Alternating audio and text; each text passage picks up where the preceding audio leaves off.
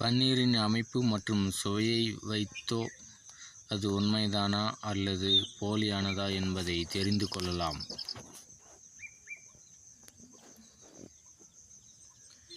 ஒவ்வொரு நாளும் கலப்படம் செய்யப்பட்ட மளிகை பொருட்கள் சந்தையில் விற்கப்படுவது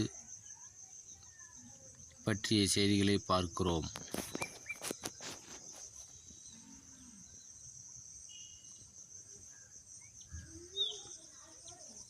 பருப்பு வகைகள் முதல் மசாலா பொருட்கள் வரை எதுவும் பாதுகாப்பானது அல்ல.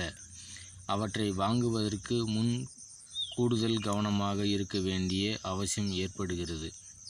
அதுபோலத்தான் பன்னீர் இந்திய உணவு வகைகளில் பிரதானமான பன்னீர் அதன் மென்மையான மற்றும் கிரீமி சுவைக்காக விரும்பப்படுகிறது.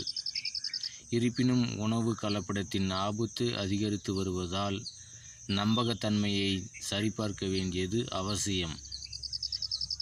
நீங்கள் அடிக்கடி போக் செய்யப்பட்ட அல்லது கடையில் விற்கப்படும் பன்னீர் வாங்குபவராக இருந்தால் அதன் நம்பகத்தன்மையை சரிபார்க்க சில எளிய டிப்ஸ் இதோ.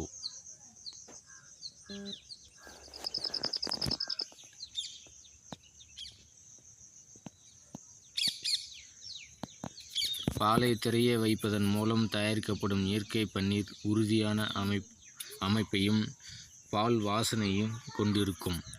ஒரு பன்னீரின் அமைப்பு மற்றும் சுவையை வைத்தோ அது உண்மைதானா அல்லது போலியானதா என்பதை தெரிந்து கொள்ளலாம்.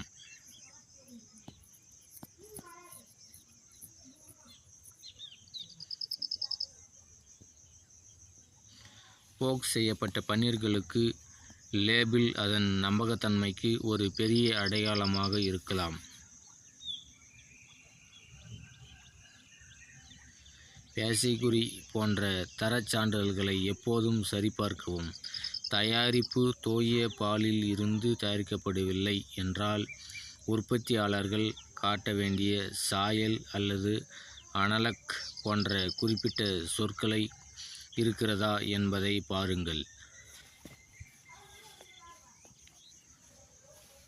ஒரு சிறிய துண்டு பன்னீர் உலர்ந்த பாத்திரத்தில் சூடாக்கவும்.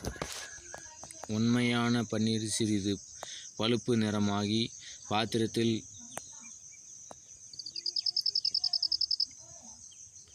நொறுங்கலாம். அதே நேரத்தில் போலி பன்னீர் சீரற்ற முறையில் உருகலாம், அதிகப்படியான தண்ணீரை வெளியிடலாம் அல்லது எண்ணெயாகவும் தோன்றலாம். இந்த எளிய சோதனை பன்னீரின் தரத்தை உறுதிப்படுத்த உதவும்.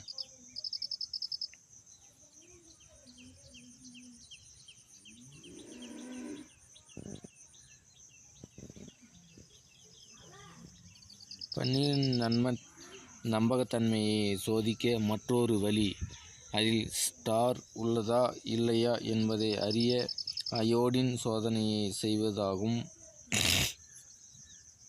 ஒரு துண்டு பன்னீரை வேக வைத்து அதை ஆறவிடுங்கள். பின்னர் தண்ணீரில் சில துளிகள் அப்படியே டின்சரை சேர்க்கவும். கரைசல் நீல நிறமாக மாறுவதை நீங்கள் கண்டால் அது உங்கள் கடையில்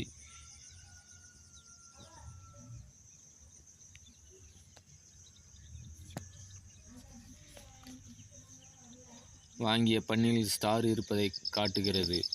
இந்த சோதனைக்கு பன்னீரை தண்ணீரில் கொதிக்க வைத்து குளிர்வித்து பின்னர் சிறிது துவரம்பருப்பு பொடியை பன்னீரின் மீது தெளிக்க வேண்டும். அதை 10 நிமிடங்கள் அப்படியே விடவும். பன்னீரின் நிறம் வெளிர் சிவப்பாக மாறினால் அது பெரும்பாலும் சோப்பு அல்லது யூரியா போன்ற தீங்கு விளைவிக்கும் பொருட்களால் தயாரிக்கப்பட்டவை.